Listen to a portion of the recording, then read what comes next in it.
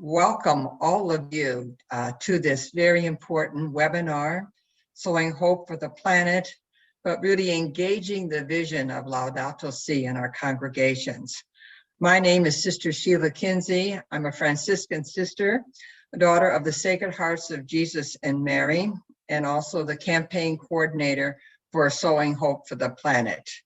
And it really is a pleasure for me to welcome you to this webinar. We will be exploring many issues today that we have been looking at in the last couple months.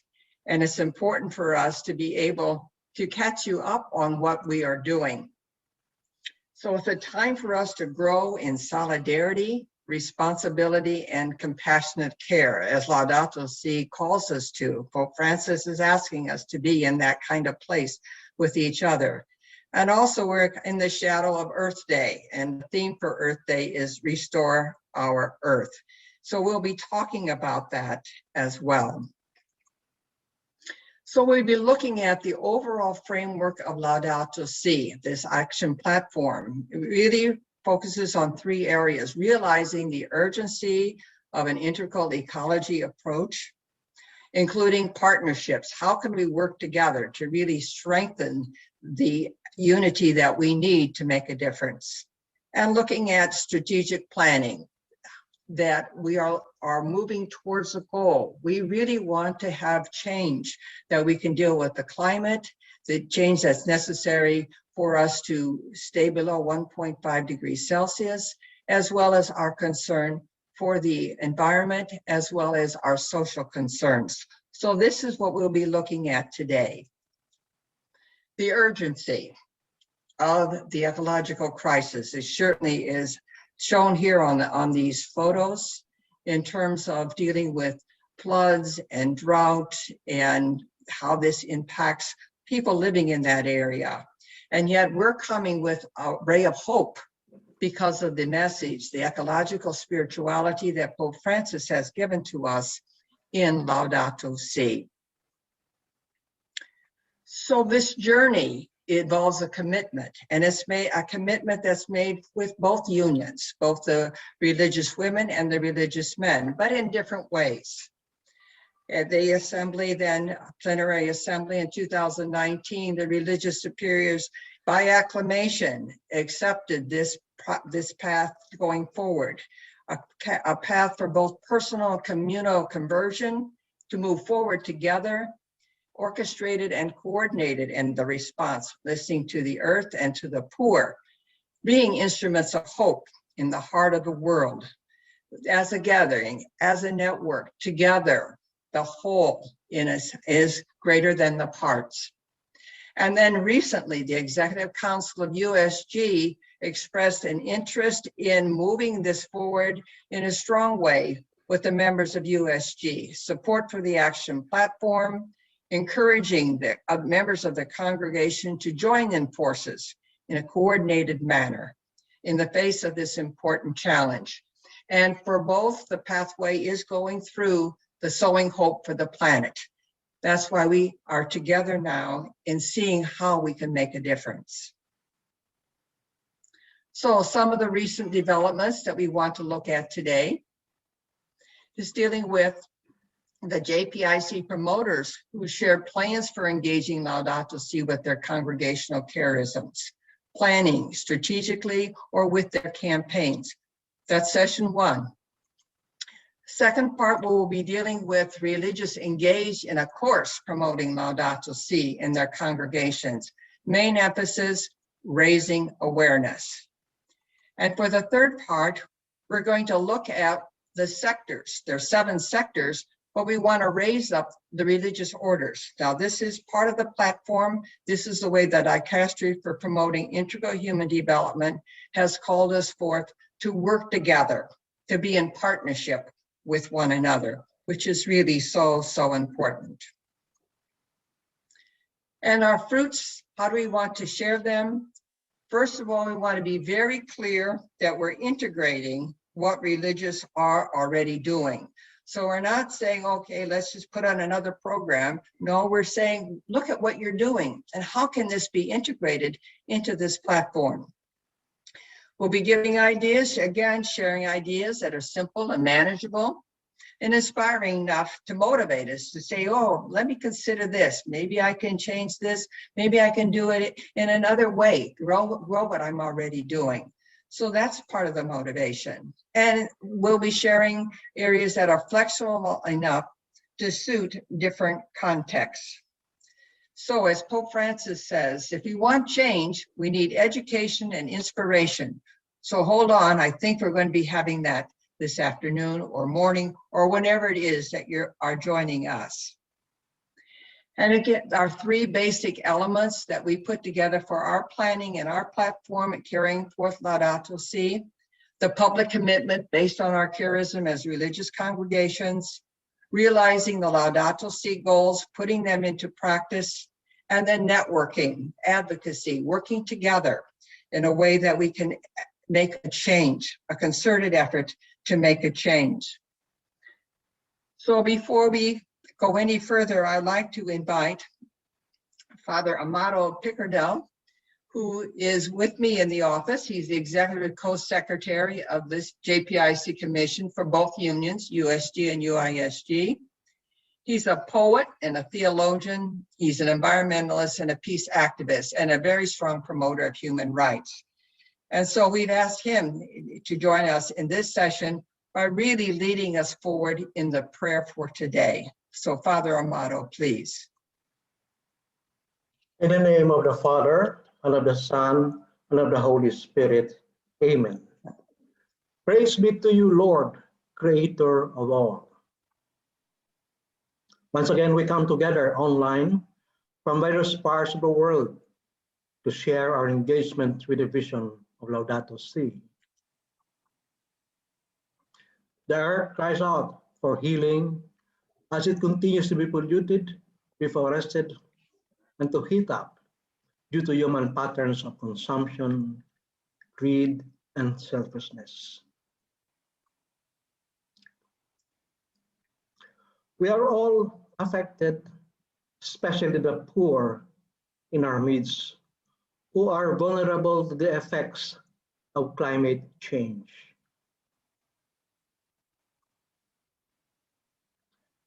Time is running out. We are all in peril.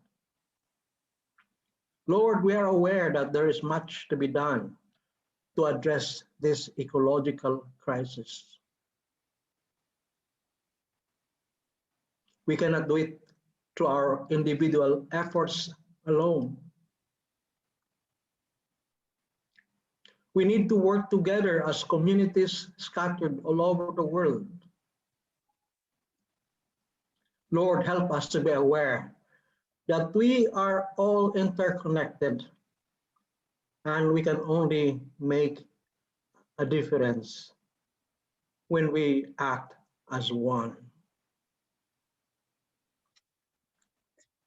Really, thank you, Father Amado, for really putting us in a receptive place, reminding us again about the importance of restoring the earth, the urgency of what we're about, and we have to be partnering together and engaging in a plan that will bring us forward in a way that we are united in communion with one another.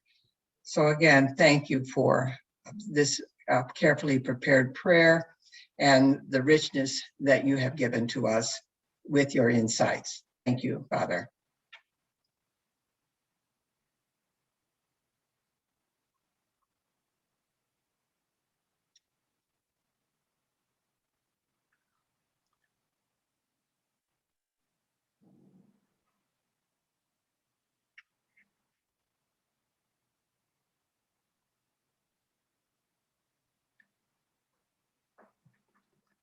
So we ask to be filled with this dynamism and hope, especially when we seek and are feel discouraged and helpless. May our plans be realized and have lasting effects. As we celebrate Earth Day, soon we pray that our efforts may contribute to the renewal of the earth, our common home. And may what we do help sow hope for the planet. This we ask in Jesus' name.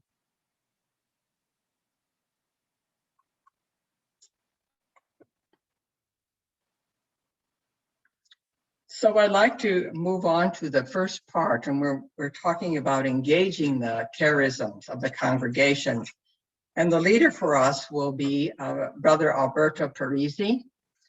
And he's been working with us doing an analysis of planning and helping with some future directions in terms of how we can actualize Laudato Si through a methodology of See, Judge, and Act. He comes with a lot of experience working in the university and in Tanzgaga, really helping us gain a sense of how we can move forward. So Brother Alberto, please, will you continue with us? Yes, thank you, Sheila. I'm going to share my screen. Yes. So the following observations are based on the presentation shared by the Justice, Peace, and Integrity of Creation coordinators of various religious congregations. Mostly, such presentations were given in the wake of the Justice and Peace workshop held in December 2020. But there is also information shared in other occasions. By and large, it appears that there are two broad approaches to facilitate the transition to integral ecology, namely a strategic plan approach and an animation campaign approach. Uh, so now we are going to see these emerging patterns, these two approaches. And then we are also going to see what some frequent strategies we found, in the plans of the congregations.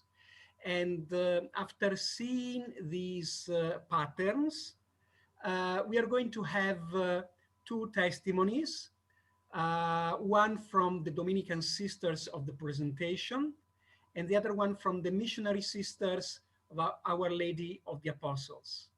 And that is just to concretize, to give a vivid illustration of, what patterns may mean. And then there will be a very, very brief conclusion. So let's start with the strategic plan approach. This is a rather structured way of going about living Laudato Si in a congregation.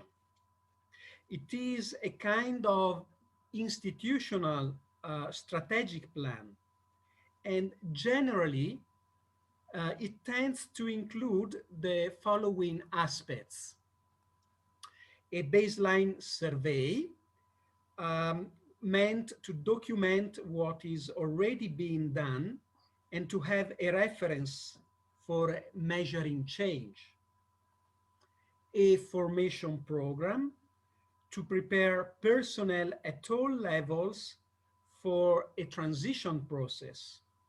And this may include working on awareness, motivation, spirituality, know-how, and possible options or practices, good practices. Then there is the alignment to Laudato Si goals, that is, connecting lifestyle and the apostolates of the communities to the Laudato Si goals through a shared vision and an overall process or plan.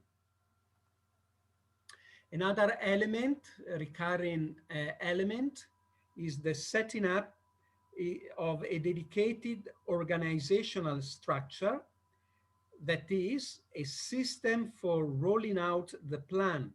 And this may include committees or coordinators, formation programs, planning processes at various levels, from the community to the institute level. And finally, a process of accompaniment, which may include animation, monitoring, evaluation, and networking. So it doesn't mean that all these elements are always present, but uh, basically these are the elements that we tend to find in those approaches that take, let's say, the style of a strategic plan for the congregation. Then we have the animation campaign approach. And this differs from the strategic planning approach in that it looks less structured and binding. It looks like a sort of campaign to promote Laudato Si vision, commitments, and practices in the life and ministry of the congregation. And generally, it tends to include the elaboration of a vision. This is often based on the reading of Laudato Si in relation to the charism and mission of the congregation. Awareness raising, the vision and good practices are then shared and promoted within the congregation using various means, such as congregational statements or documents, webinars and publications, short formation programs, and so forth. Then rolling out activities. Out of the work of animation, communities are encouraged to roll out Laudato Si inspired activities and initiatives. Often we find also this element of documentation and sharing. The sense of communion and synodality is nurtured by sharing experiences and initiatives. For this to happen, there is a need to create a forum or a space for communication and sharing. And finally, networking. Communication and sharing open up possibility for networking and scaling up the activities or joining advocacy campaigns. Then some frequent strategies. Of course, now we have seen two major approaches, and we realize that these plans, and around 80 different plans have been shared, they are all different from each other. So when we say that, they fall into one or the other approach, does not mean that they are exactly the same. They share some common patterns, let's say, but then the actual plans are very, very original, generally. And the same applies to these frequent strategies. They are kind of common patterns, but then the way of doing it can be very, very different. So we have, let's say, three families, let's say, of these frequent strategies. The first one, we can call it green community. This is about promoting the transition to integral ecology in relation to the lifestyle of communities. And it often includes a formation program on the vision of Laudato Si, the spirituality and the good practices connected to that. Then the adoption and adaptation of good practices at community level. For example, taking care of the garden and of the environment, the vegetable garden and the environment around the community, separating the trash, saving energy and water, making more use of public transport and walking. Then eco-spirituality and liturgical celebrations are often a part of this program. And organic farming and poultry, herbal medicine, and afforestation. You know, there are so many possibilities and different practices that communities may choose to pick up. And then also leading by example and influencing others, the neighborhood, other communities, people whom the communities encounter in their apostolate. So that, this lifestyle somehow influences the lifestyle of also other realities, other people. Then we have the green projects. These are thematic projects undertaken at different levels, maybe at community level or provincial level or institute level. And for example, projects of renewable energy or planting trees, can be very, very different types of projects. And they are deeply connected with the Laudato Si and integral ecology, but not necessarily these are part of the congregational main ministry. They're just green projects. Instead, the third family of strategies can be called the green apostolate. And this is about making an ecological transition in relation to the main apostolate or ministries of the congregations. And often we find a formation program as for the Green Community Initiatives, mainstreaming Laudato Si or integral ecology in congregational priority and ministries, networking and animation in the field, maybe in parishes, faith-based groups, and so forth. So this is just, let's say, common patterns.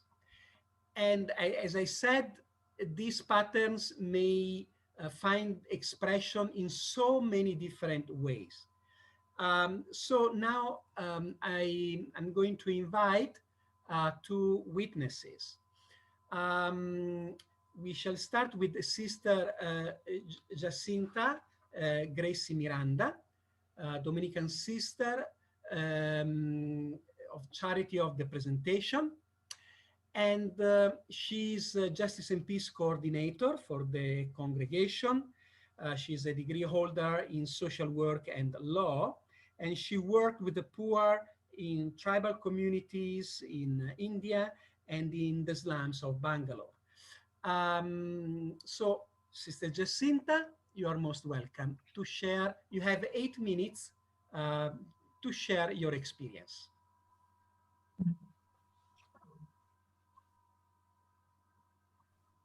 Good afternoon to all. At the outset, I would like to thank Brother Alberto, Sister Sheila, and all the organizers of JPIC Roma for giving me this opportunity to share the experience of our congregation in the journey of Laudato Si. The opening message of our recent 55th General Chapter states that the great challenge is to respond with our life and our actions, whatever can be done to restore human dignity, denouncing any abuse that threatens life, with obvious actions of justice and peace, defending life and caring for our common home. Our project is Care of Our Common Home, and its goal is to build communities that defend, promote, and care for our common home through an ecological spirituality enlightened by Laudato Si. And it is done through a journey towards, next slide, journey towards an integral ecology in the congregation, gathering all the fruits of reflection and ecocentric activities done in all our communities in our structures. When I mean structures, the provinces and vice provinces. and to analyze its effect on our lifestyle and mission, to reflect, recognize, embrace an integral ecological attitude, and to take further steps on.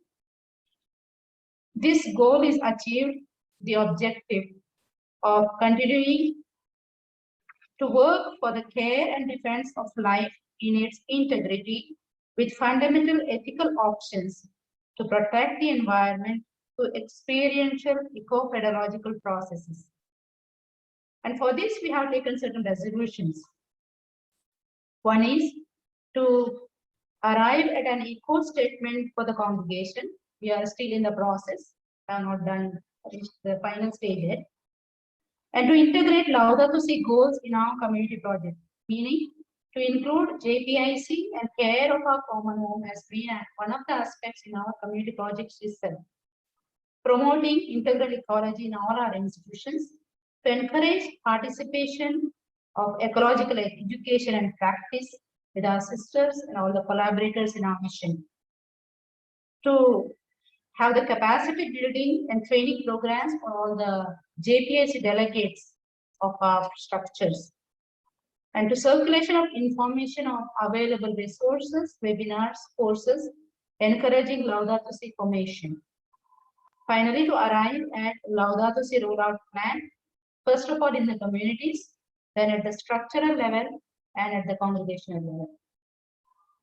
To arrive at the fulfillment of this goal and objectives, we have charted out certain activities. First of all, we have an organizational structure.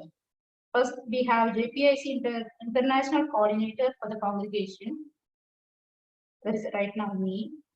And a General Counselor as a link person. And we have the JPIC Core Committee of one delegate of each continent. We are in 4 continents and 35 countries right now. And we have JPIC delegates also at the province and the vice province level, and a sister responsible for JPIC in each community. The specific areas of our Laudato Si initiatives are, next slide. To promote spirituality that is mindful of JPIC as an integral part of our service of charity. This is based on bottom to top approach. See, on the methodology of see, judge, and act. First one, to adoption of a simple lifestyle. That is to embrace eco-friendly lifestyle, living our family traits of simplicity, work, and poverty, and saying no to use and through culture. Next one is the response to the cry of the earth. Our general chapter calls us for to reinforce the actions of our sisters, communities, and institutions which support and care for our common home. It is done through community engagement and participatory action in the communities. Like as Brother Alberto said, the green environment, herbal kitchen gardens, promoting biodiversity, biogas, biocompost, natural products, etc.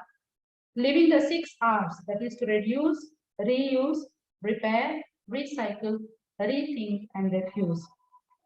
Promoting renewable energy by solar panels, saying no to plastic, thermocol, reducing carbon print, careful use of all the natural resources available, and electricity, etc. And creating Laudato Si circles in parishes, institutions, and missions. Next one, third one is response to the cry of the poor. Again, the Magna Carta of our work is the general chapter, teachings of the church. And the general chapter again says to us, discern in the local community what is the urgent missionary need that can be accompanied in the geographical context in which it is located in the local communities, associated with others in this work, and respond as a congregation to the problem of forced migration and other, whatever I will tell you later, in collaboration with the laity, other religious congregations, and interreligious groups. For this, we have come up with certain initiation of new projects and also maintenance of the existing projects. and to update them in the line of Laudato Si goals, so that we come to a resolve to respond to the problems of the poor and bring justice to them and restore the dignity of the poor. Welfare of the community to be in our community budgets, that is to make a commitment to keep certain money for the purpose of the welfare of the poor in our community budget itself, and to have new missionary initiatives, that is we work with the women, families and children who are orphaned, abused, illiterate, and also parents who are children whose parents are in prison for indigenous and tribal communities, and also during post and during the COVID times with the refugees and migrants. Next one is the ecological education. This is done by providing the training for the GPH delegates, especially in the Laudato Si animators training offered by Global Catholic Climate Movement, Laudato Si workshop by JPIC Roma, and webinars organized by USLG. All the delegates are attending or participating and are trained. These trained JPIC delegates offer the formation to the other sisters and the students information. And later, we organize activities, celebrations, and different initiatives to motivate and implement Laudato Si goals in our community and the congregation. Next one. Finally, once we have done this, we are ready to prepare a Laudato Si rollout plan. It is done at 3 levels. First, in the community, as well, along with this at the structural level, that is province and vice provinces. And also we have a call of the, according to the call of the general chapter, we also have formed inter-provincial JPHC team, especially where our presence is more. In Colombia, we have 5 provinces and they have formed a JPHC inter-provincial team to collaborate among them. Then from there, we come to the congregation level and we are in the process of building up on it. So we insist on ecological spirituality as response to the cry of the earth, and community engagement and participatory action as a response to the cry of the poor. This is done, as brother said, to share, publish articles, communicate with others, with all the initiatives that we have done in the community, personal level and the structural level, in our congregational website. Celebration of international days and prayers for specific days of JPIC and Laudato Si, and circulating this to the communities. And also we have a one day fixed 14th of every month for JPIC in our congregation in the communities, commemorating the birthday of our founders, so that we are aware of our commitment to JPIC and Laudato Si. The activity is campaigns and participatory action. Listening to the general chapter, it says there are many experiences of suffering, violence, religious persecution, violation of human rights, destruction of our common home, etc., that are lived in the world and concretely in different countries where we are present. We cannot remain indifferent. We must rekindle the power of the Spirit and be conscious of the continuous call of God to go beyond borders and to incarnate the mercy and tenderness of the Lord. And listening to this call, we have go-green campaigns in all our communities and missions all over the world. To specify a few, the water campaign in Aconcagua through marches in defense of water, climate smart agricultural practices and food security program in Bucaramanga, Amazon Network Project, a common project of 5 provinces in Colombia, that is provinces of Manizales, Santa Fe, Bogota, Bucaramanga, and Medellin, in collaboration with Pan-Amazon Network and the religious of Colombia and the laity. And human rights projects and advocacy campaign in Africa, France, Venezuela, and India, working with migrants and refugees in Spain, USA, Mexico, and Bogota. Education and healthcare projects of Laudato Si in Africa, Philippines, Jordan, Bolivia, Peru, and Colombia. Laudato Si circles in Cali, Bucaramanga, Colombia, Quito, Ecuador, Peru, and Bolivia. Finally, I come to the conclusion. Based on the decisions of our general chapter, each structure and each local community has assumed this responsibility to respond to the crying of the earth and to cry of the poor in their own concrete situations and possibilities. Concluding with the exhortation of our general chapter, let us renew the spirituality of the charism of our foundress, Blessed Marie Puspan, to whom privation, poverty, need, and hunger moved and motivated her to leave and go forth to meet all those who were waiting for her service of charity in solidarity.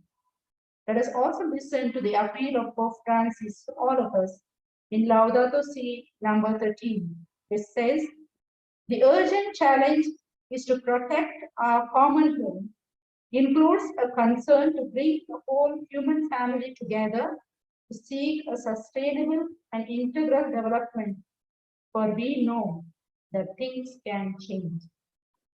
Thank you.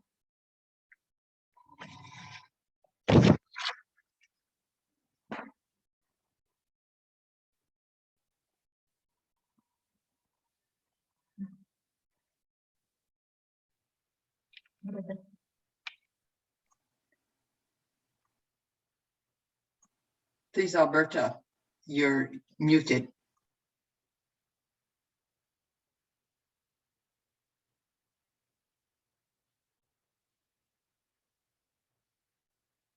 Yes.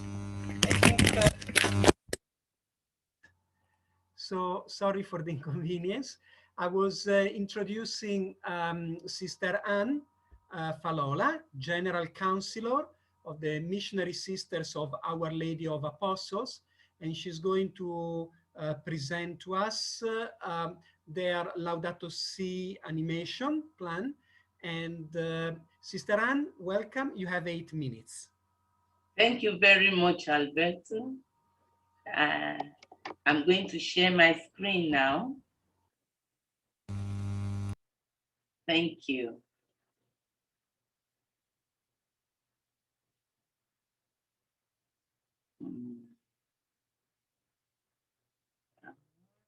No, sorry. I have to stop sharing and get back to the, sorry. It was too big.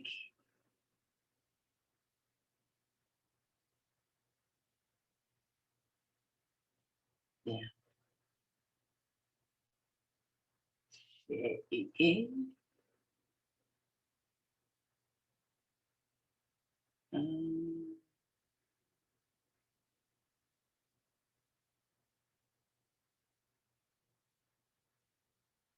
No, I have to go to the beginning. It's starting in the, yeah. Yes, thank you. Good afternoon, everybody. I'm going to share the approach, animation campaign approach towards the implementation of Laudato Si, which is what we are doing as Sisters of Our Lady of Apostles. We have chosen this approach for certain reasons, that it's more adequate for our reality. First, because it allows for a more spontaneous action, which adapts to our diverse realities, while we continue to focus on the same goal. It gives you a level of freedom to be able to adapt our plan, our common plan, to your reality. Secondly, we are able to engage in small actions at a time to gradually grow into ecological conversion and a new lifestyle. Like at the beginning, we didn't really have a big plan. We just wanted to do something. And it is in that doing something that the plan gradually emerged for all of us. Then we also realized that our sisters are very busy. They have a lot of apostolates, a lot of engagements, and we didn't want to pile up extra work for them. So we encourage them to engage in what they're already doing, but creatively using Laudato Si values to create a new lifestyle. So that was why we took this. We didn't want to discourage them by giving them more things to do. And then people will say, oh, we are too busy, we can't do it. So we approach in a very simple and non-threatening manner. Now, we started with a vision. We know that Laudato Si is very important for us when it came out in 2015. And as a congregation, the then General Council developed a reflection sheet, which was adapted to our charism. So every person, every sister had this reflection sheet, which was to be used for your personal reflection, and then there is a part to be shared in community. This actually prepared us first to engage with the document. Each sister engaged with the document, and then they were shared in communities, and things emerged that helped us to prepare for our general chapter in 2018. So we were not surprised that at the chapter of 2018, there were a lot of orientations that encouraged us to strengthen our commitment in Laudato Si and in justice and peace. It was like our manifesto that this is the time to act. And we used the theme, courageously committed to God's reign of peace and justice. So that was our vision for that energized us to do something. Now, when we started with this mandate, then we had to raise an awareness. And one of the plans is that after all the protocol of commission and all the things, we launched what we called OLA Green Community Campaign. It was a campaign which helped us to take off together, because we launched it formally during the season of creation of 2020. We produced some worksheets. We even had a celebrative webinar within the congregation. We had songs, do something in English, in French, which helped us to kind of get animated.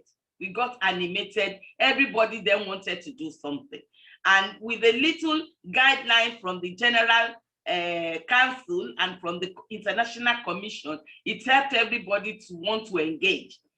And in that program, we have 5 main areas of focus for Laudato Si, focusing on spirituality, on the house. That means how we organize our living, physical structure, the use of energy, the use of water, transport, then our environment, to be attentive to what's going on around us, our lifestyle choices, and to build local awareness.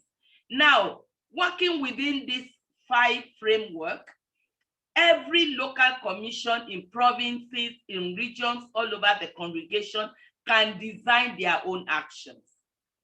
And I think that was actually very helpful, because people didn't feel bound by an action that is elaborated by somebody far away.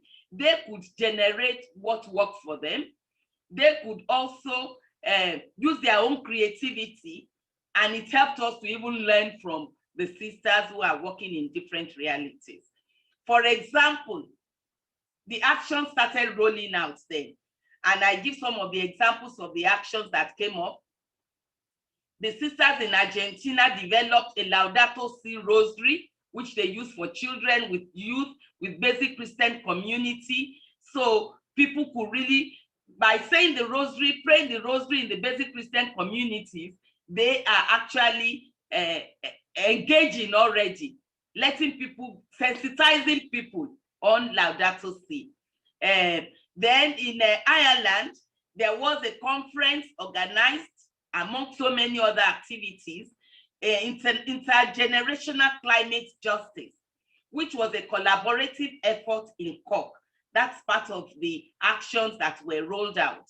In Ghana, as in so many other of our provinces, especially in Africa, there were community gardens, vegetables, flowers that the sisters started developing, each one according to the realities around them. Another example is in Lebanon, there was a charter of environmental protection developed by students in our schools. This was jointly signed by their parents and the teachers to do little things in their homes, in their parishes, in their environment to protect the environment. That was an action that was rolled out in Lebanon. In Nigeria, we engaged a lot with the internally displaced people, especially the women who are victims of conflict, thinking of integral ecology. And then in Burkina Faso, the women engaged in no single-use plastic campaign. So in one of the centers of empowerment for women, they produced shopping bags. In that way, they were generating income for themselves and at the same time encouraging people to use reusable shopping bags. These are some of the actions that were generated. In France, there was the making of organic compost. And in Botswana, our sisters developed a system of harvesting water and also recycling water from the laundry and kitchen so that they could have a garden because there was a shortage of water. So these are some of the actions that were rolled out from local initiatives. One of the very interesting aspects of integral ecology for us was using the existing platform, not creating something new. We have an organization in northern Nigeria that our sister started for women, Christian and Muslim women. So we used this as a way of engaging beyond the church. So they are already there, the Muslim and the Christian women. So with this platform, we engage the women in cleanup campaigns, proper disposal of waste, youth peace club in order to end conflict, gender, health problems. All these challenges were channeled through this kind of campaigns and visits to schools by both Muslim and Christian and other denominations. So it has created for us also a way of engaging in interfaith and ecumenical dialogue with Laudato Si. Now, the sharing and documentation is the other level of engagement after the rollout of action, because we don't want all these actions to get lost in the local initiatives. So actually, this is what we are doing presently. We have generated a kind of monitoring tool to see what is going on, and we are collecting them. We actually, I know it is very small, the print, because it's actually kind of just to show you what is going on presently. It's not really to read the minute details of that document, because what we have done is that we have collected what each province is doing and they are evaluating it. First is for documentation, and secondly is to share it among the coordinators in order to encourage, to network, and to help us to know what we can really do next. What is the next step to engage in? So these are the documentations that are emerging. It's a small document of about 20 pages that we go to all the coordinators. And the last but not the least is that engaging in this way with Laudato Si has actually helped the networking. I was so surprised how so many of the local coordinators themselves have engaged with Global Catholic Climate Movement. A lot of them have started the course for Laudato Si animators. A lot of them are on this platform, Sowing Hope for the Planet, because they want to generate action in their provinces. So they look for the formation themselves in some of these areas. They are always in contact with JP Chroma, getting the materials. It has also helped us to engage more in the other social areas of Laudato Si, Talita Kum, Migrants, African Europe, Faith and Justice Network, and even also among ourselves.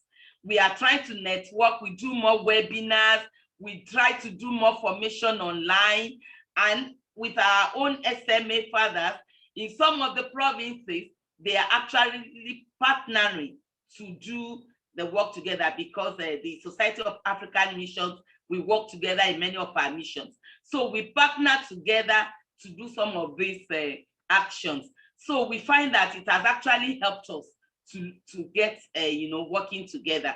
So this is just in a short form, the framework we do. And to conclude, we say that this project is ongoing. It's not going to end now. So it's not a campaign that is ending tomorrow. The aim is that these values will become a part and parcel of our OLA life. This is how we stated in the document of the campaign. It will become a lifestyle for us. It will become a project in every community. And it's a way of life for our congregation, so that the future generations actually meet us doing something, not just letting the whole world pass by. So thank you, and God bless you, and God bless our efforts to reconnect humanity in communion with the creation. Thank you. Thank you, Sister Anne, for your presentation. And well, in the question sessions at the end, participants will be given the chance to address to our witnesses, some questions for knowing more or getting any explanations. Now, I would like just to close this part with just some final remarks or conclusions. At times, the difference between strategic plan and animation approach is really subtle. These approaches constitute more of a continuum rather than an opposition. Generally, the strategic plan approach appears more structured and integrated across the congregation. Often it is accompanied with a baseline survey, which provides a point of reference for organizing efforts and measuring progress. Above all, it requires an organizational structure to facilitate coordinated participation of the whole congregation. The animation campaign approach instead seems to be less structured from an organizational point of view. Rather than organizing from a central level, animation aims at encouraging initiatives organized from the local level, from the periphery. However, in both cases, there is an effort in connecting the two levels, institute level and local community level. A centralized planning aims at giving birth to local commitments. When starting from the local level instead, often there is a space for sharing and networking in order to build communion and a shared journey. In any case, there is a tendency to combine different strategies that end up engaging various, if not all, the 7 Laudato Si goals. So thank you very much, and back to you, Sheila.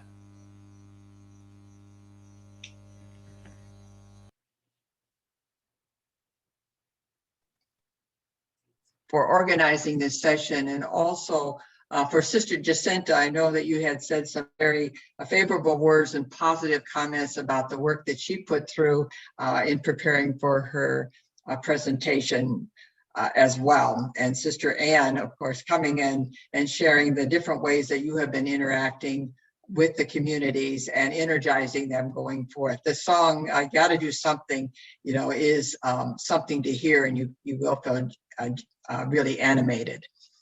Part about Sister Jacinta, she's only been in her position for a few months. So her congregation has been working ahead of her. And so we thank her and we thank her congregation, as both the Sister Anne's congregation, for allowing them to share the experiences of their congregation. So now we are going to the second part of this presentation, and I'd like to share with you some things about what it means to promote the congregation, promote Laudato Si in your congregation. And let me just say this about a program that we have put together since February, trying to organize the materials in a way that the persons who are to be animating their congregation and wherever they are, they have service to try to make alive Laudato Si. And we have already 800 signed up for this program, and we're receiving input in terms of evaluation and how it's going with them.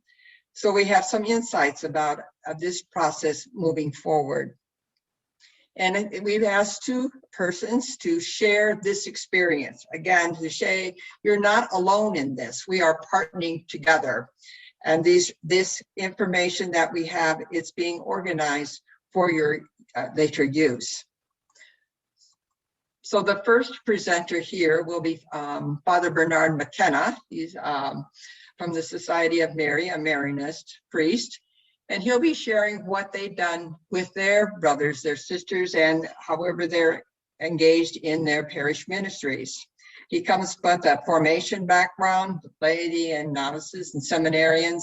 He is on the international leadership team, and he'll be sharing then his ways that he has begun to work with his own Marist family. Please, Father Bernard, share with us your experience.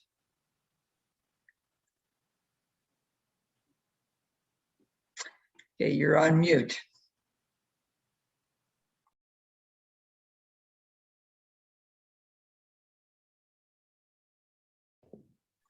Okay. There we are. And for some reason, when I'm looking to share my screen, which I shared before, I can't find it. This is one of those very embarrassing moments. If I minimize that, I should be able to find it. Have you got my presentation there with you? Sheila, have somebody got my presentation?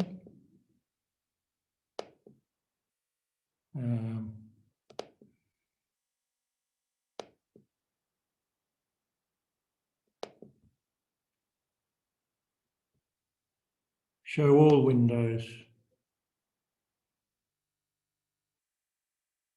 PowerPoint presentation, no.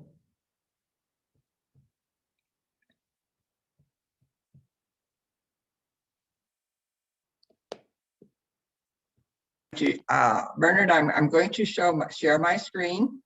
Yes. And I will. I have the presentation here, but for some reason, I tested it before the meeting and I got it. You have the presentation there with you? Show all the windows. Here you go. Here you go, my brother. Okay. All right. Apologies for that. Okay, so greetings to everybody. So I come from this little island here, Tasmania in Australia. I was taught by the Marists. I joined them and I spent my life, 30 years of my life in this part of the Pacific, around all of these islands in different forms. It's very important in the time of Laudato Si, because these islands are very vulnerable to sea rise. A lot of places are having to relocate villages already. So at our last chapter, well, this little photo here, that's a Tasmanian devil. That's unique to where I come from here. And this little, on the right-hand side is the Fijian drua, which is the traditional way of sailing. A lot of these island states are called large ocean states because their greatest resources are actually in the 200-mile zone surrounding the islands. Next slide, please. Yeah, so at our general chapter 2017, this became a major issue for the chapter. So our Superior General set up an ecological commission whose roles are then to try and educate people in the congregation, to do research, to teach about Laudato Si, and to publish, and then to contribute for each community in the society, to contribute to ongoing formation of the people through education, seminars, and awareness raising. So I got the job here on the General Council as our JPIC promoter, and that's how I come to be here today. Great, next one, thank you. So how do we use the See, Judge and Act methodology?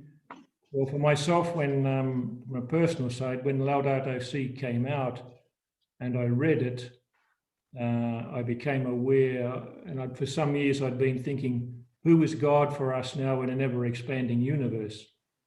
So the people Jesus was talking to, they saw the world similar to what we see in that diagram we see there on the left. They were the center of the universe.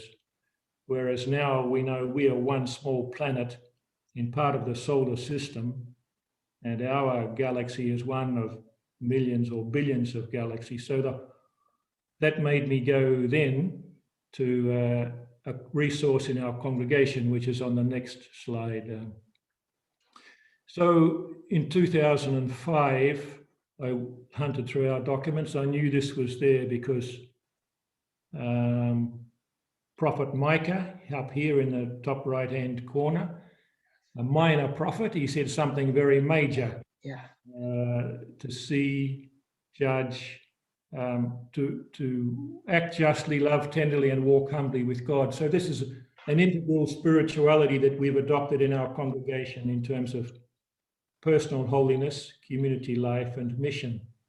And then I saw in the light of Laudato Si, well, we could look at a personal holiness. That's a way to reframe that in language that people understand today is the ecological self, that each of us is actually an ecological system. And community life, well, our communities are an ecological system as well. So to create healthy ecological communities within the society, and from there to develop ecological missions that are appropriate to wherever we are. Okay, thank you. Next one. So we developed a sustainability covenant as a draft document, which I was able to present here a couple of weeks ago. It's on the Thinkific platform. It's just a draft document with principles and then practices, and then asking each community and each unit in the society to do it to implement it according to their local circumstances, and to review it once a year. And then we developed a blog and got the link there, but that's just every week we try and put out something that someone is doing somewhere in the society. And often these people are on the fringes, they're not mainstream, you know, it's a prophetic work. And I find, even if a lot of people don't read the blog, but the person themselves, if we promote them, it's also already an affirmation of the work that they're doing in some of these lonely and isolated places where they are. And that's a great affirmation of them. One of the things I did personally myself was that I've heard other people say they've done the Global Catholic Climate Community Animators Program, you know, just so that try and keep up to speed with what the issues are and what skills that we need.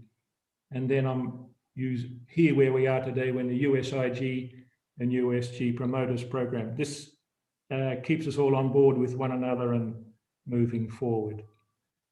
Okay, we'll keep going. And then what have been the results of this? Well, at the bottom there, we've got our little group that work together from the different branches of the Marist family. I find we're in the second model that the brother Alberto explained today. We're really animating, and that sometimes it can be discouraging, not a lot of people getting on board.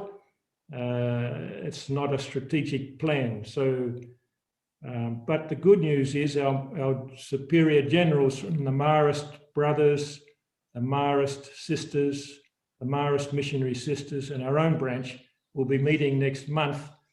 And they have asked, the brothers have asked particularly, that we let them know what we're doing as a team for Laudato Si. So that gives me great hope. We also asked Father Josh from Corinthian to present a seminar, which he did for the 4 branches of our congregation. And then each of us have shared that with the lay members of our branches. So there's hope, picking up momentum, and we hope and trust that great things will happen in the future. Thank you. Thank you very much, Father Bernard, for sharing where you've come from. I mean, you're in some of the initial stages of starting and organizing your community, not only for your priests, but also for your brothers and for the sisters and all of the branches together. So thank you for really giving us a sense of how to go about it. What are some of the beginning stages that we need to consider? So thank you very much for sharing your experience with us. Thank you. I'd like to now introduce Sister Carol, who will be joining us. If I can get their arm here, they can move forward here. Sister Carol, again, has been working with the Thinkific program, which is the course that we've developed to try to organize the teaching or the information that we have to be used in our congregation. She's the director of the JPIC office in New York, the Sister of Charity. She's very active in different kinds of organizations related to the care of creation and in ways of promoting Laudato Si. The picture she has here is they are in a demonstration or even in a prayer vigil before Pope Francis is to appear before the United Nations, just before they are to vote on the Sustainable Development Goals. So her animation there is very much in work with the United Nations, as well as many other areas in New York. So I would like to introduce then Sister, if I can get that, stop my screen share here. Sister Carol, please say a few words, and then I will show your presentation for you as you animate it, okay? All right, or would you want me to share it? Let's see. You can, if you want to, go ahead. Okay. Oops. I don't know what happened here. Okay, share. Terrific. So hopefully everyone can see this slide, and I realize that we have a little bit shorter time than I expected. So I'm going to go through the slides very quickly. This first slide is really important. I want to put it into context. When Sheila asked if I would share why I decided to engage our congregation in a process, one was we were already doing so much with Laudato Si. And it was great to hear how Sowing Hope for the Planet was encouraging us, inviting us to join in this Laudato Si Action platform. And the Sisters of Charity of New York, though we are an archdiocesan congregation, we are in many ways, our relationships and our partnerships and collaboration touches all the different seven sectors in the Laudato Si Action platform. So this slide, these slides are for us here now, but hopefully also our own congregation.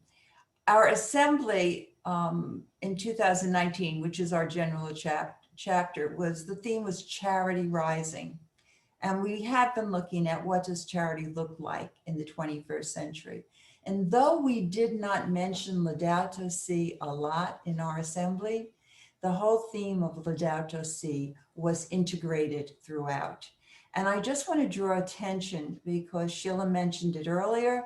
And one of the wisdoms, the little highlights of the webinars that I've been participating in is that it's so important as we engage in this process that we know who we are, and that we build on already existing ways. So I want to say that we have been trying to live Laudato Si through our charity, charism, and mission, very much in our collaborative efforts within the congregation and beyond, and how important community and relationship building is. And this is what has happened over these years, and how care for our earth, our home, and our brothers and sisters has really grown in greater understanding with Laudato Si and our seeking the common good. So I'm going to just go very quickly, because towards the end, I think it's really important. We as sisters, many of us, recognize what it means to be part of that 13.8 billion year evolving history. We are very much involved in New York City and the local area, but we are so blessed to have 2 ministries in Guatemala, connecting very much with our Guatemalan brothers and sisters. And this is a picture of the beekeeping project, where our young people are learning a trade, a way to have a business to raise honey. And this is a picture of our Sisters Hill Farm, which was begun in 1999, which is community-supported agriculture. So in many ways, we are connecting, and we have been connecting to what Laudato Si is calling us to. Some pictures from our mount, and all I will say on this, rather than get specific, is you can see the beauty of Mount St. Vincent, where many of us live, where we have a college. We have tried to engage people in different ways to come to the Mount, to enjoy and to listen to the song of creation, which Laudato Si engages us in. So I won't spend too much time speaking about this. These 2 pictures to the right show how at our assembly, we tried to connect the theme of Laudato Si, that all is related, all is connected, with the many different issues that we're engaged in. These issues, the pictures of these issues, do not just represent the Sisters of Charity of New York, but they represent the many different organizations and faith-based groups, environmental groups, Bread for the World, Jubilee USA Network, Food and Water Watch, many different groups that we connect with, and all of them relate to different segments of the Laudato, or different parts of the Laudato Si goals. And we tried to bring in a little bit of fun. So I'm just going to move on here. One of the groups that has been so helpful to keep Laudato Si before us is our Creation Transformative Energy Committee, that really evolved since the early 1990s, when we had a committee on global interdependence. This is a picture of a group that meets on Zoom now, that has been looking at Laudato Si. It's actually a 10-year-old group that decided to focus on Laudato Si when it first came out, is now looking at Fratelli Tutti. This is an example of one of the intergenerational conversations that we had on Care for Creation just before COVID-19 happened. And this is a picture of a life-transforming spirituality group of many of our sisters, many of whom are in retirement and live in various retirement homes of our congregation. And so these are some of the groups that are helping to get Laudato Si into our soul and into our the fiber of our being. And one of the most recent things that we did was to put into this Lenten season quotes from Laudato Si that related to our Constitution. And we invited people to reflect and share on various ways we're called to integral ecology and ecological conversion. Some pictures from when, and we're all familiar, I think, with the Pope's call to share the journey of several years ago. And so these are just some examples. And one of the great things, for instance, is our Immigration Committee sees very much their deep connection to Laudato Si. And one of the things we try to do is in our work on immigration and migration is connect with more closely with our Guatemalan missions, because we recognize that they are addressing very directly the root cause, trying to form people and educate people and call people through education and programs so that they don't feel they have to migrate up north. So we are connecting both with the root causes as well as our advocacy. Again, old pictures where we're involving season of creation prayer, our young people. This was when Greta Thunberg came to New York City down at Battery Park, a group that we're very involved in. I will mention in just a minute.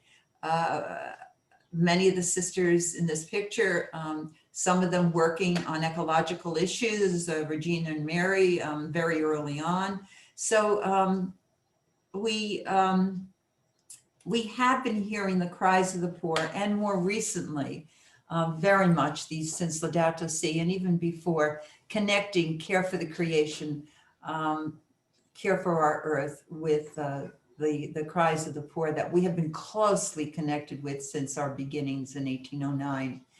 I want to, I'm not going to read the print on this slide, but for me, this is what has engaged and energized and inspired me in helping to promote Laudato Si, both within the congregation, but also beyond. I'll mention just these three groups. I see that there are other people on this call, and I'm involved with them in other groups. But ROAR, Religious Organizations Along the River, has been in existence since the early 1990s. We were involved in land use and trying to see how we as religious congregations could listen to our land so that we just didn't use it as in a utilitarian way. But what is the land calling us to? Very involved in the PCB removal in the Hudson River. And we've evolved over the years. And this is a picture to the right of one of our recent meetings where Frank McCann, for the second time, shared with us the Laudato Si Action Platform, because we're calling ourselves as about 15 men and women religious congregations to engage in some kind of process and also to engage as a group. How can ROAR engage in this group to promote Laudato Si in a more structured way? We've been doing it already since Laudato Si came out. I'm not speaking too much about what our congregation has done through its investment policies, but we are a member of the Investor Advocates for Social Justice, IASJ. Some of the people on this call are also members, and we are very much committed to what IASJ is doing, is calling us to, is promoting, and we are engaging companies that we invest in on climate and justice policies and actions. And maybe perhaps the most powerful group that I want to talk about, because this is a real grassroots lay group, is the Metro New York Catholic Climate Movement. That has been very significant since there's no formal way of getting the word out on Laudato Si to our parishes. So at least in the New York Archdiocese. So one of the ways we've been very active is gathering and networking Catholic leaders who are very interested in promoting Laudato Si, integral ecology, ecological conversion. So I'll just give one or two examples. The flyer here is one of the Sustainable Sunday Speaker Series, and this is available to anyone who wants to join, especially now that we're doing Zoom. And it really addresses this particular parish's Care for Creation team has a monthly Sustainable Sunday series. This addresses one of our key water issues in the Hudson River Valley region. And so it is one of many where we're discussing food security, water issues, clean energy. So I think my 3 minutes are done, but I just want to go back to those 4 words. I think the charism, collaboration, the community, for network building, and the working for the common good. I'm just so very grateful, Sheila, and all those involved in Sowing Hope for the Planet and your collaboration with the Vatican and with Global Catholic Climate Movement, because I think what you have done, especially with the Thinkific platform, is you've helped us see more clearly and made it a little bit more easier for us to see how we can develop a strategic plan or a campaign, not make it so overwhelming. And you're there to help us and support us. So thank you very much. Thank you very much, Carol, for taking us very quickly through all of the years of your experience and how you've gathered people together in such a gentle way. It's hard to say no to you, I think. So, and your message is so life-giving for the community. And thank you for mentioning the organizations, particularly as Father Bernard did also, the Global Catholic Climate Movement, which is one of our collaborating partners, that's for sure. And we really want to continue to share together the resources because we're stronger together. We're stronger together. So thank you very, very, very much for all of that and for praying for the Pope, because he certainly did a wonderful job at the UN when he was there. Thank you. Okay, I'd like to share my screen again for this next part to kind of summarize the fact that we were talking again about the Thinkific. We were talking about putting a course together. And we're saying there are some challenges, and this is what we're trying to do with this webinar, is to look at how can we share different experiences. I know you want them in more languages than we have it, but you're at least you're asking for more things.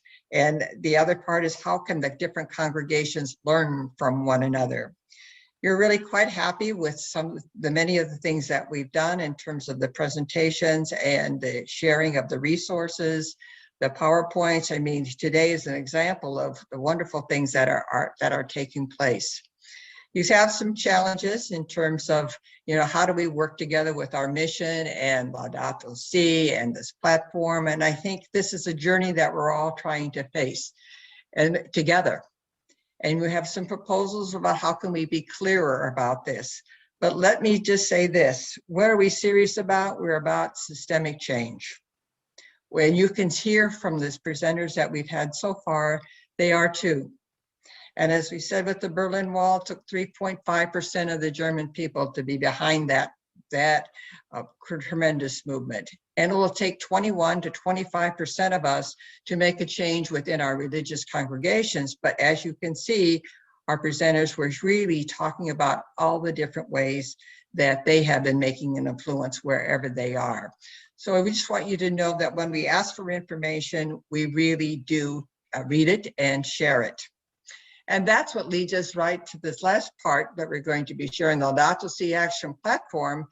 As has been mentioned, we are working together with others. So the third part is about the 7 sectors, of which there's the family, the education institutions, the economy, parishes, hospitals, and healthcare centers, various kinds of organizations, and religious orders, which we are a part of.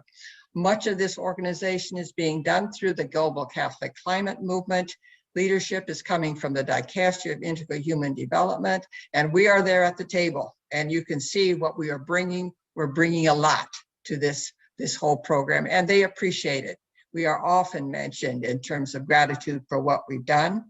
And we're realizing this through the 7 goals. And you can see as we went through the presentations, the cry of the earth, the cry of the poor, the economy, different lifestyles, education and ecology, ecological spirituality, and how can we have community engagement in order to have advocacy efforts in a way that we can be stimulating and making a difference.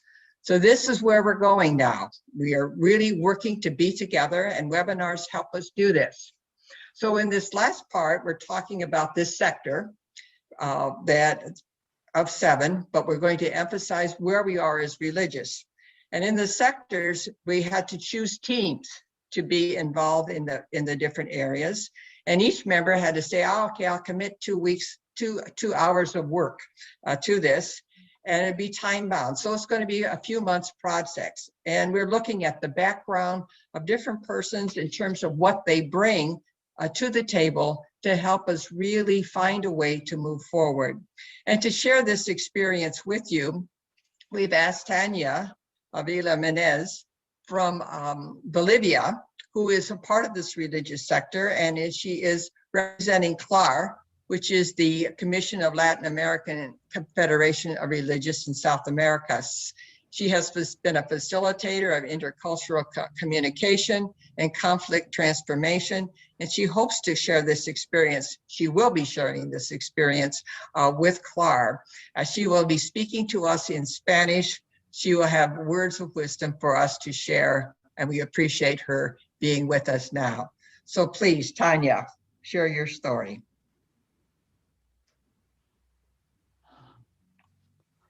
Muchas gracias. Thank you very much. Thank you, Sheila. It's very interesting listening to the different experiences and how throughout these 7 years, all the different experiences are being gained with Laudato Si. And within my team, well, we had to face challenge. First of all, we listen to you and the platform of Laudato Si. And we've seen that there are 7 objectives that we tried to, identify how each congregation could achieve these objectives. This motivated us to do as much as we could. But the proposal was systemic too, because everything that each congregation does affects what we do, where conversion of mentalities goes hand in hand with the conversion of attitudes of each person and of each congregation. With my federation, we feel empowered to share our experience with the presidents and secretaries of the 22 national congregations of Latin America and the Caribbean region, as well as with other responsible. It's a big challenge, especially to encourage conferences to call the religious of the JPIC within the framework of these 7-year period, and our religious life needs to be and our religious communities needs to be surprised by the desire of the congregation to want to be part of the Laudato Si path from their own context and their own missions, knowing that many congregations already have decided what their path would be. We needed to make all our experiences visible. And the richness of this second meeting we had with larger group was to be able to create together another reality and weaving new dreams in local realities, taking care of a common home by being connected with a technological platform, making it visible, making the different efforts visible. And we've seen that much is being done, and the platform will allow us to see the whole of the fabric which is being built to take care of our common home and which can be inspiring to us. Two of CLAR, we are part of this team of the religious sector. It's a shared challenge between different people and experiences with different backgrounds in different areas. And we are about to raise awareness and motivate consecrated life as part of this path. But as Sister Anne said, respecting their pace so that it doesn't need to be an additional activity, but we just want to strengthen the commitments that we already had through the Laudato Si, and try to reinforce our actions through joint steps, listening to us, sharing previous experiences so that we can support this process, because it's easy to start a process, but the challenge is in supporting it and continuing it. And we want to have the heart and the minds in order to listen to what the Spirit whispers to us in our journey. The objective is the ecological spirituality, and together with Anne and John, we are thinking that how to raise awareness for religious life at a global level in order to co-inspirate each other and work together so that we can change this care into a co-responsibility. To this end, we need to connect from the CLAR team and from different other teams with different institutions, other networks like REPAM, the Amazonic region, or with the network of Latin America. And it's time to listen to other people and to listen to each of us so that these listening and dialogue experiences through intercultural dialogues will turn into a real Laudato Si experience. I really hope that through these experiences we'll be able to undertake a common journey between religious life and laymen and lay women for the care of a common home. It's important to raise awareness about religious life because we so have the ability and the possibility to listen to the cries of the earth and of humankind, but also to listen to silences, those silence voices that need to get a boost, to be heard, so that they can find again their voices and they claim back and recover their dignity. I believe that congregations can play a vital role in the care of our common home, but we also need the actions of lay people so that they can be supported and they can be a networking effect. Interdependence is necessary because we are all part of the church. This is a way to boost a real learning area between different peoples, indigenous people, urban citizens, and consecrated religious life, so that we can take care together every day of our Mother Earth. It's a time where we share our knowledge and wisdom so that we can support them and we can take them beyond the platform and on the platform, but also beyond. And the platform needs to take on a human face and a community face too. I think that's another challenge, is the fact that we need to make virtuality a common ground where we can take care of our common home. Thank you very much for sharing your time with me and for this opportunity to learn among all of us. Thank you. Thank you so much, Tanya, for sharing the experience that you've had with the sector as well as your challenge to be working with CLAR and the different organizations that you represent, and that you were one of the auditors at the Synod of the Amazon, and they were very fortunate to have your voice there and your ability then to bring a transformation, out of conflict and giving new life. And so thank you very much for giving the voice from South America to us at the table. God bless you for that.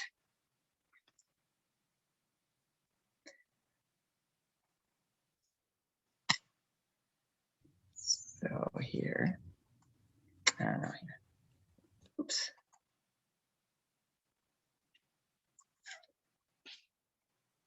So just to kind of bring together some of the things that we have been working on now, we've just been sharing things that happened since January.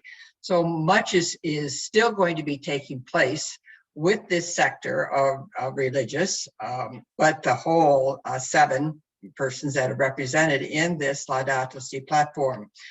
We will be getting together this month some footsteps that we're going to be reviewing. And what we're doing is we're going to look at indicators, their targets, so to speak, and we'll be looking at the language in order to make it adaptable to the language that speaks to the religious context. So we'll be talking about giving presentations to religious congregations as opposed to giving it to a parish or to a school. So we'll be very careful about that language. We also want to look at how is it developmental and are we able to achieve this kind of change that we really want to see happen. We'll be looking at some templates for commitments. Father Bernard talked about one that he shared in terms of his own manifesto. Anne spoke about a manifesto. We've talked about what the religious congregations have done. So kind of give some kind of templates for people to choose to make changes that they need. Some resource sharing and animating the community. So this is what we have ourselves in store for us in terms of the sector. So if you talk about modeling the footsteps, we're going to, again, be flexible, adapted to the language of the working groups, and we'll be having a meeting actually next week to give our input on this. Again, we have 7 years to see that this happens. In terms of tools, we'll be looking at these templates probably by May, we hope, on the public statements and how to be planning events or any other area that we feel we could be sharing across the 7 sectors. We will be able to share resources. So when you think about all of the sectors and all of the work that's being done, for example, in carbon footprint, there are ways that we can share the work that we're doing that doesn't necessarily have to be something that one group has to do. So this networking, this partnership, which is so important to this movement going forward, this will be engaged in over the summer months to see in what ways we can share information. Be very clear though, we're about doing this together. So yes, we're going to be working together, but we'll also be clear that those in the religious sector also has accompaniment, that we will be working together. Our identity is so important, and that is what we'll be sharing with the whole. We already began to do this animating with the communities, with the sharing that you heard from the JPIC workshop. The class, we've had 2 webinars specifically geared for animating with congregations, and we can see that we may need some more of those. So but this is important that we work together. We ask for input, and we'll also be asking for some sense of numbers, because if we're going to be at a tipping point, we need to have an idea of how many persons we are actually having an influence with. That's very important to the whole process.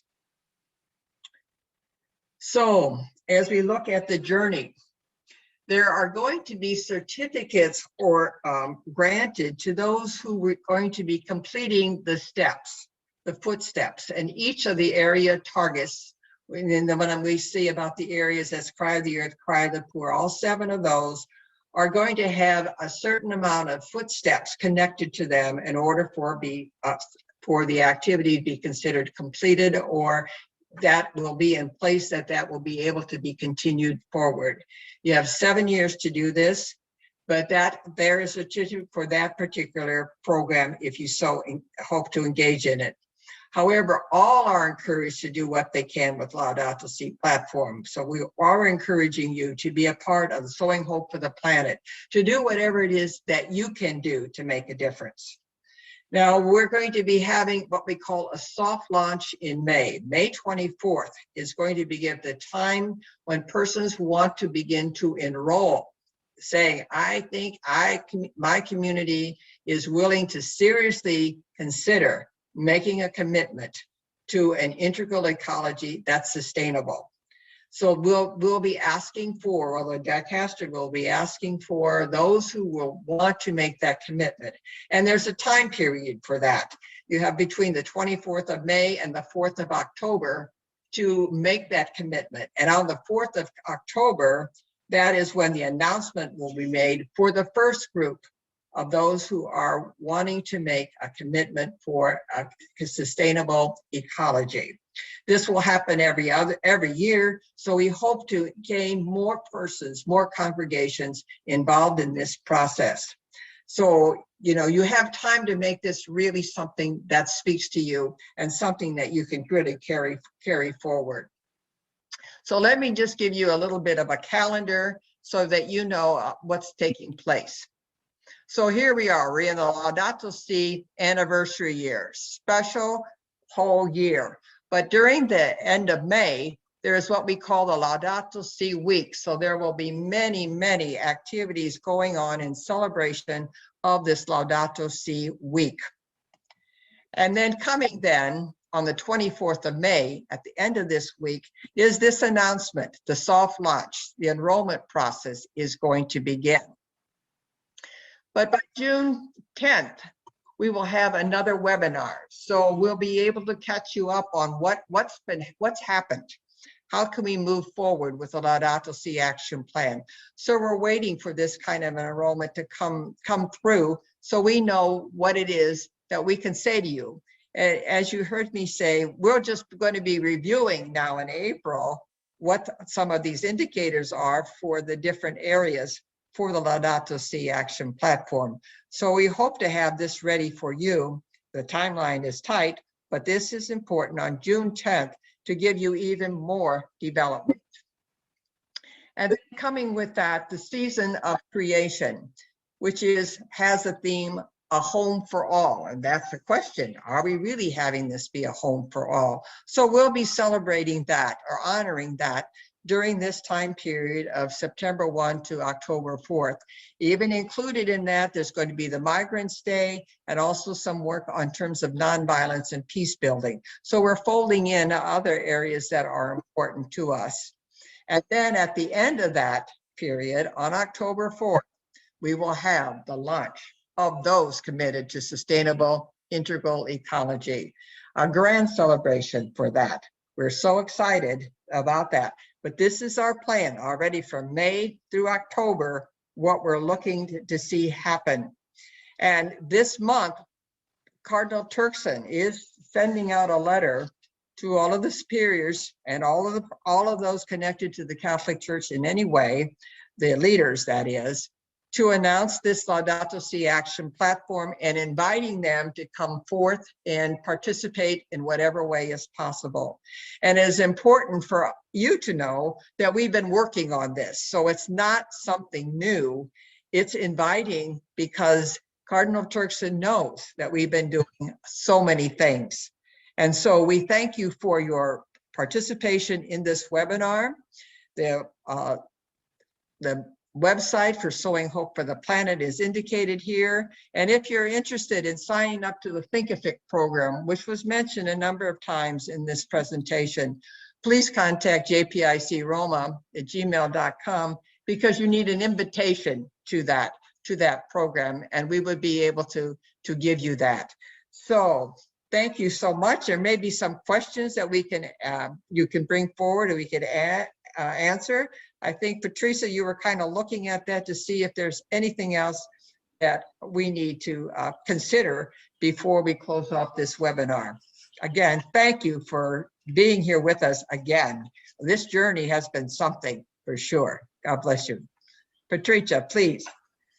Yeah, at the moment I don't see questions. Actually, there are a lot of messages of support for all our speakers because they were very concrete, clear, and so it seems the participants feel that they have like something that they can share with the congregation, a clear plan to bring about. So there is really, I don't see questions actually, a lot of comments. So a lot of, okay, that's.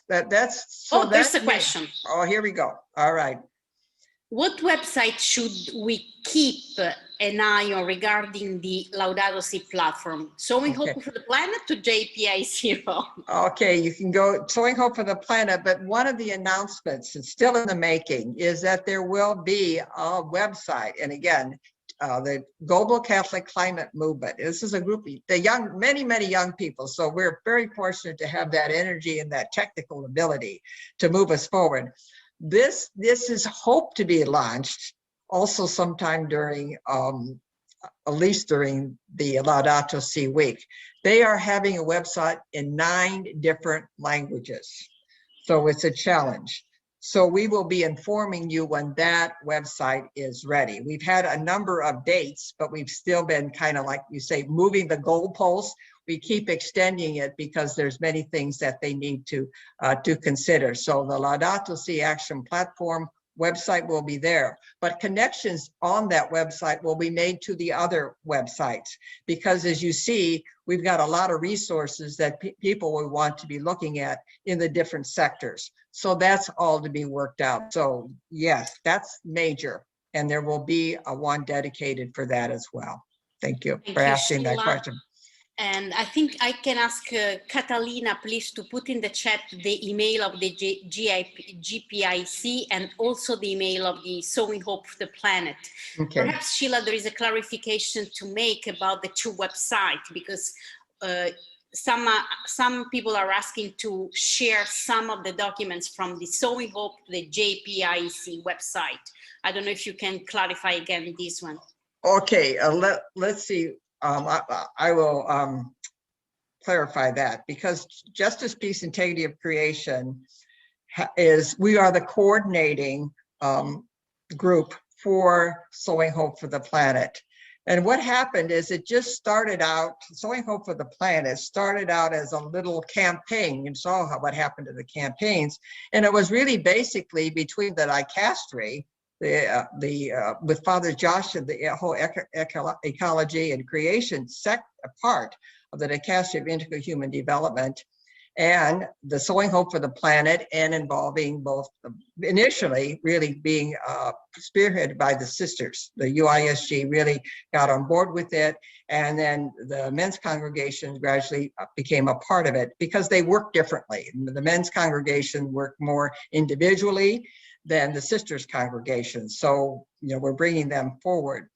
Then last year, on the 24th of May, Pope Francis says, oh, let's make this whole year, which we're now in, and not only make this whole year Laudato Si anniversary year, but, let's involve everybody. Let's involve, you know how he is. Let's involve everybody. Let's get all the sectors, get all the dicasteries involved, and let's be clear. We're going to make change. We have to put our spirituality into practice.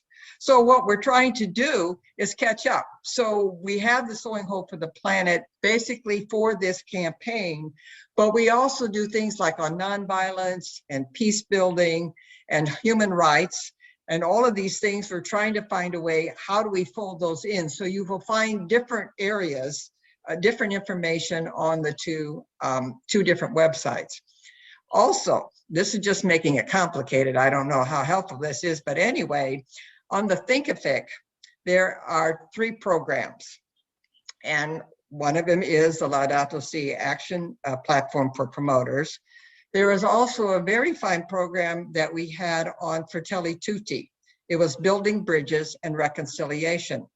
And there are a number of areas in there that fold over, like Fratelli Tutti does for Pope Francis, about the environment. If you want to have access to that course, you can also have access to that course. Another one that we did, which you saw in the first session, was dealing with the JPIC promoters. That course is on there as well. It was a way for us to organize our information, so you could go at it and you log in. You have to get your own password, and you have to keep logging in the same email address. But it's a way to try to offer something in an organized way, but also you can interconnect.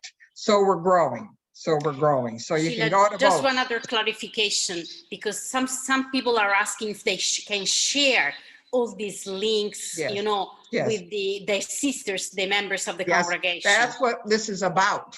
We're talking about the networking. This is we can, if we have to do this, we have to see ourselves together. As Pope Francis says, the whole is better than the part, even the sum of the parts, because you could feel here a dynamic. This is energy here, even though we're all over the place. This is for you to use to share the message.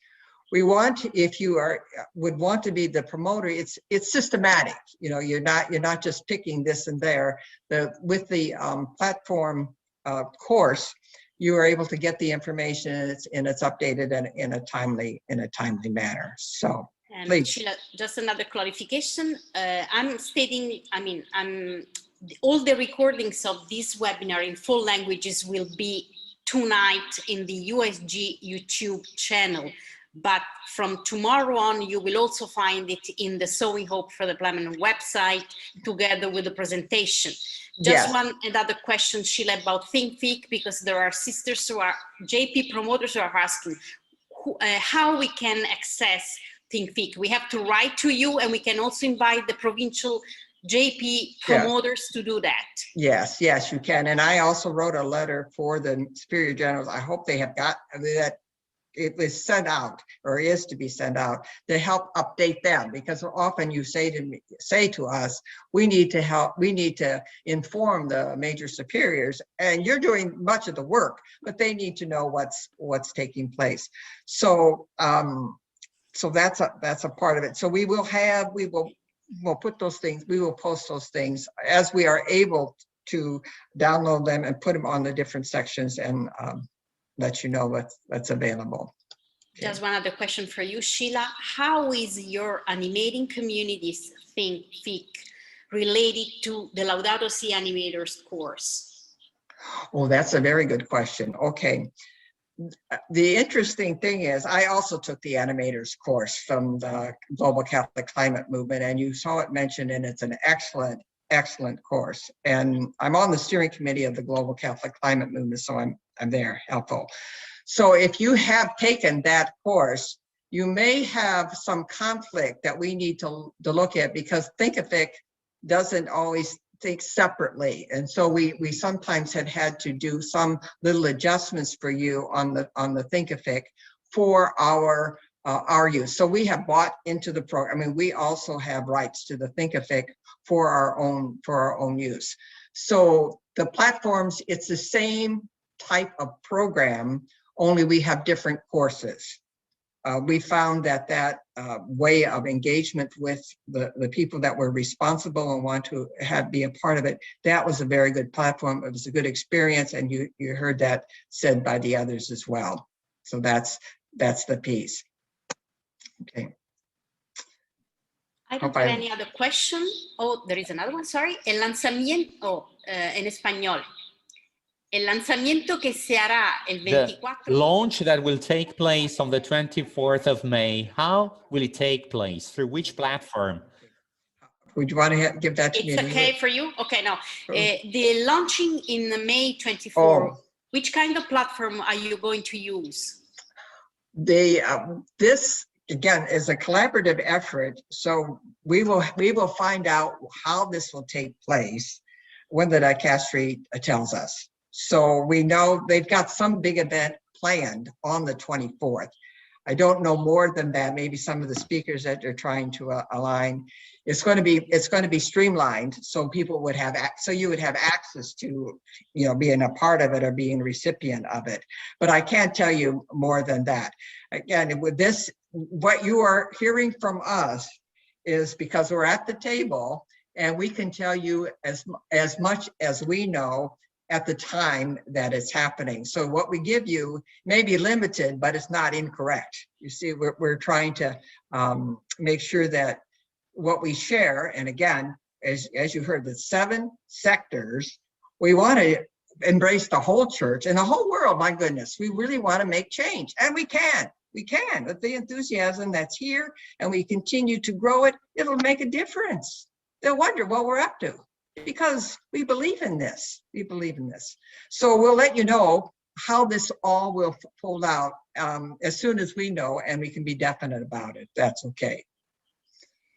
Sheila, just you can clarify how they can sign up for this event. They can write to you, or you will give us more information? We'll give you more information because through the newsletter. Yeah, Okay. well, you see how much enthusiasm. Yes, we will want this. We will want this, but we're not the only ones. We're not the only ones. And you know, as again, this is such an exciting event because we're trying to work together. We're trying to be a team, no matter what the part is. What the part is, we want to do our part. We want to do our part, and you can see everybody is. Everybody is. Do something, as that song says from Sister Ann. Do something when we are. Thank you, Sheila. I can count all the messages of thanks, you know, and support for all the speakers and you. Oh yeah, they're very good. And thank you, Patricia, for facilitating, and all of our interpreters. For goodness sakes, they had to keep up with us and tried in some way to share the enthusiasm from the speakers. So thank you. God bless you.